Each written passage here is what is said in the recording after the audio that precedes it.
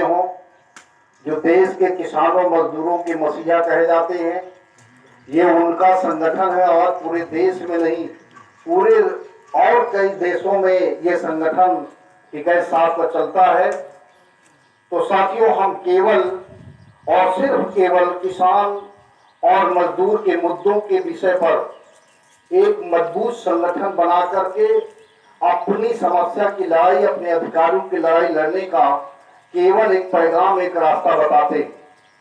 बाकी हमारे पास कोई ऐसी शक्ति नहीं है, ऐसी कोई ताकत नहीं है कि हम किसी अधिकारी को सस्पेंड कर दें, ट्रांसफर कर दें या उसका वेतन रोक दें। हम जनता द्वारा कोई मनोनीत नेता नहीं। हमारा एक संगठन है, एक व्यवस्था के तहत सबको जिम्मेदारी अलग अलग दी गई है। उसी व्यवस्था के अंतर्गत जो जिम्मेदारी मुझे दी गई वो जनपद जिलाध्यक्ष चित्रकूट के नाम की जिम्मेदारी मुझे दी गई है। राम सिंह मैं हूं, पटेल था, जन्म से मैं पटेल परिवार का जन्म लिया हूं और साथियों, मैं उसको अपना सौभाग्य मानता हूं कि मेरे जीवन में कोई संतान नहीं। लोग इससे दुखी होते हैं और मैं अपने को सौभाग्यशाली मानता हूं। मैं सौभाग्यशाली इसलिए मानता हूं कि यदि एसडीएम मोतीलाल सिंह तहसील मऊ के अंदर नहीं आए होते तो ये सौभाग्य मुझे प्राप्त नहीं होता। साथियों, मैं खंडेहा में जूनियर हाई स्कूल तक का अपना विद्यालय खुद चलाता हूं, मैं वहां का प्रधानाचार्य भी हूं। तो साथियों, मैं किसी काम को लेकर के मऊ तहसील के अंदर गया और माननीय एसडीएम साहब से कि एक पढ़े लिखे समझदार अधिकारी हैं, मैं भी एक छोटी संस्था का जिम्मेदार पदाधिकारी हूं और एक शिक्षित व्यक्ति के नाते और शिक्षित अधिकारी होने के नाते उनके आमने सामने जो मेरी तर्कपूर्ण बात चल रही थी, जिसका जवाब माननीय एसडीएम महोदय के सामने नहीं था, तो जब व्यक्ति के अंदर कोई जवाब नहीं रह जाता तो वो अपने पद का दुरुपयोग करने लगता है। एसडीएम ने दुरुपयोग किया और वही मुझे दुख हुआ इस बात को लेकर के। हाँ साथियों, बीच में मैं एक बात बताना भूल गया, फिर करीब बताऊंगा। ये हमारी कुमारी निर्मला भारती जी हैं, दीपक तले अंधेरे वाली बात आ गई है। ये कुमारी निर्मला भारती मऊ से है। साथियों, आज इनका भी ये जिला पंचायत सदस्य रह चुकी खंडेहा वार्ड से, और इनमें जिस तरह से किसानों मजदूरों का समर्थन मिला था, 2015 में केवल 26,000 रुपए चंदे के माध्यम से चुनाव लड़ाया गया था और जनता ने इनको समर्थन दिया और ये जब जीत गई तो बराबर गांव से कभी दूर नहीं हटी। हर गांव की किसान महिलाओं और किसान मजदूर सबसे मुलाकात कर और अपने क्षमता के अनुरूप बराबर संघर्ष इन्हें 5 साल किया है साथियों।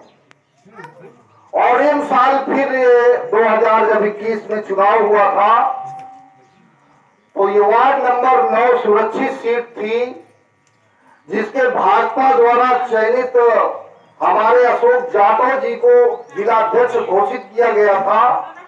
उनके सामने चुनाव लड़ी थी वार्ड नंबर 9 पहाड़ी से। साथियों, वहां का इतना बंपर समर्थन को मिला किसान मजदूर महिलाओं का कि अशोक जाटव जी रात 4:30 बजे तक इनसे पीछे चल रहे थे। और जब सरकार को ऐसा प्रतीत हुआ कि जिसको हम जिलाध्यक्ष बनाने की घोषणा किया है, यदि हमारा वही कैंडिडेट हार जाएगा तो आखिर जिले की हम सरकार कैसे बनाएंगे। तो उन्होंने अपने सत्ता का दुरुपयोग किया और डीएम, एसपी, सांसद, मंत्री, हमारे उपाध्याय जी, ये सारे लोग 4:30 बजे जहां मतगणना स्थल था पहाड़ी ब्लॉक में, वहां पहुंच गए और उन अधिकारियों पर दबाव दिया गया कि जो शासन का निर्देश है, वो प्रतिनिधि हार रहा है, वो प्रत्याशी हार रहा है, इसके लिए सोचा जाए। और साथियों, इनको 550 या 600 के आसपास वोटों से हराने का काम दोबारा के चुनाव में कर दिया गया है। वहां की जनता अपने नेता को हारा नहीं माना है, न कल माना था न आज माना है। और क्षेत्र की जनता तहसील से संबंधित समस्या हो, थाने से संबंधित समस्या हो, ब्लॉक से संबंधित समस्या हो, बिजली से संबंधित समस्या हो, आप अपने नेता को याद करते हैं। और ये बहन कुमारी निर्मला, ये एडवोकेट, इनकी शिक्षा है, इनने LLB किया है, LLM किया है, MSW जो समाज सेवा कार्य कहलाता है उसकी डिग्री लेकर के, और ये हमारी जो SC समाज से आती है और निरंतर किसान मजदूर महिलाओं के अधिकार के लिए संघर्ष करती है। और आपके दरबार में, आपकी पंचायत में आज महिलाओं के आमंत्रण पर कुछ महिलाएं हमारी उस दिन आपके गांव, एक गांव कहाँ बैठक लगी थी, रामनगर इलाके में बैठक लगी थी। कुछ महिलाओं ने आपके गांव की इस पंचायत के लिए आमंत्रित किया था और बहन जी ने अपना समय दिया है।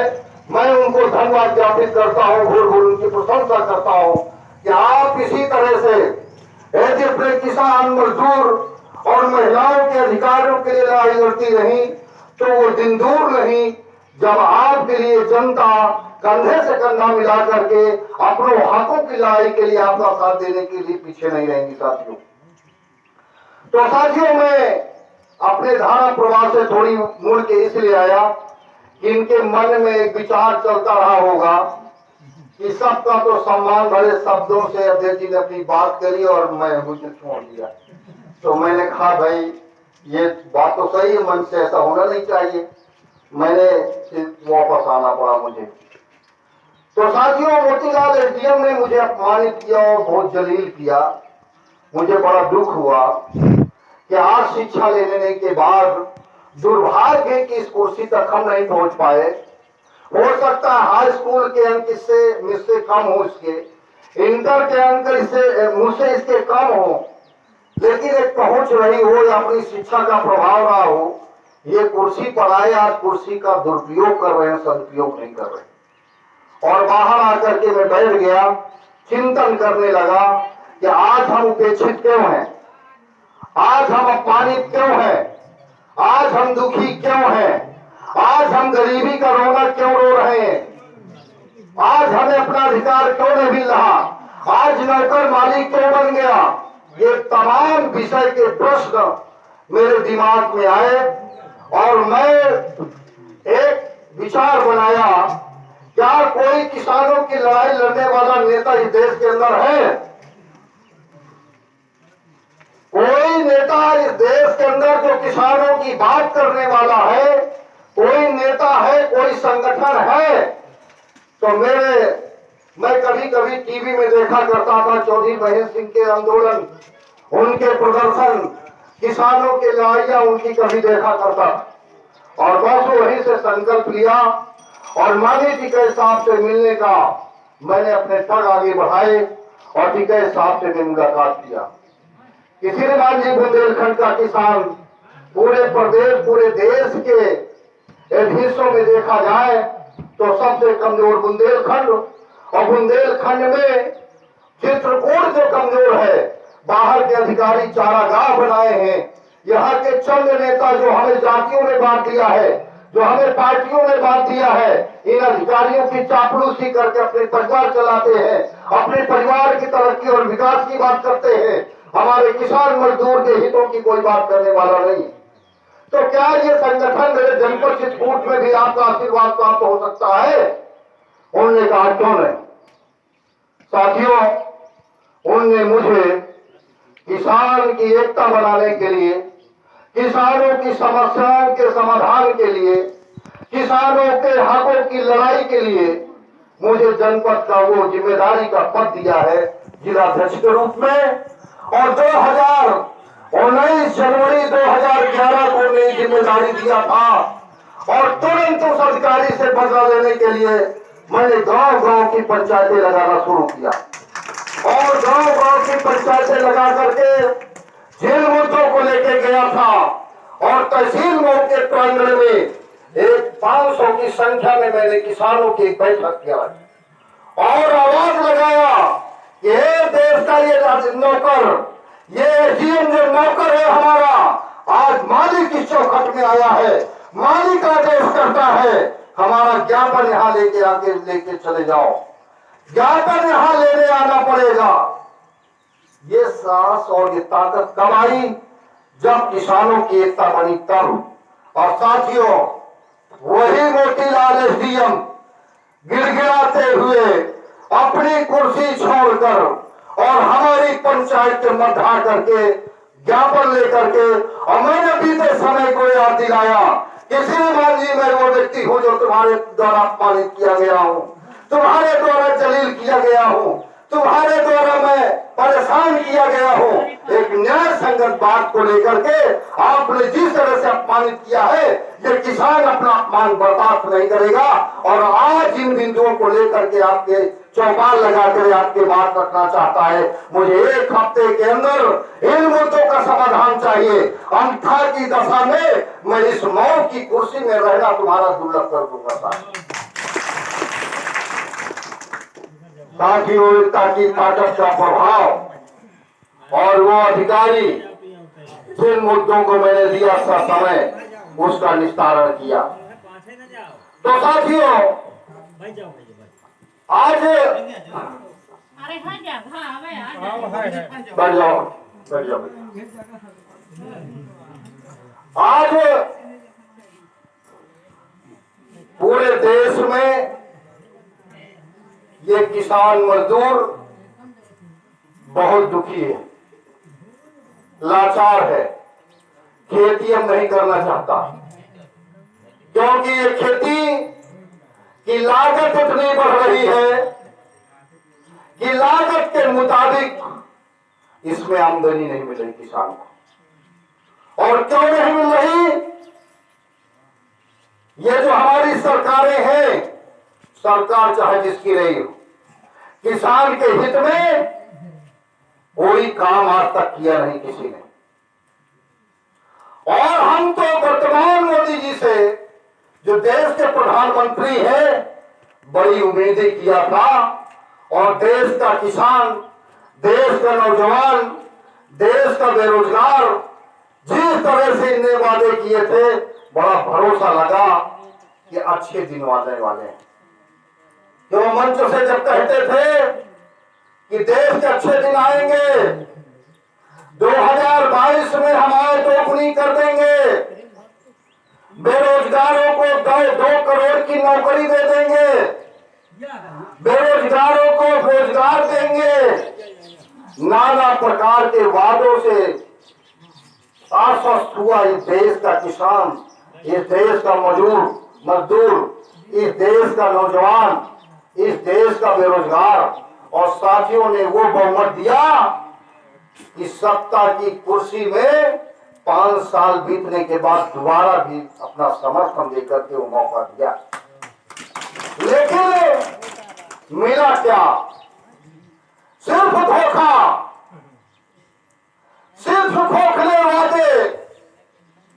किसान को नहीं मिला कुछ। हम एक मांग करते आ रहे हैं कि हमें वो दुकान बता दो जहां हमारा धान की तैयार फसल बिक जाए, बाजरा बिक जाए, ज्वार बिक जाए, गेहूं बिक जाए, और न्यूनतम समर्थन मूल्य जो इस समय धान का 2024 या 2015 रुपए ऐसे कुछ निर्धारित है। क्या हमारा किसान अपने धान के न्यूनतम समर्थन मूल्य की कोई दुकान पाएगा? बिचौलिया पाएगा।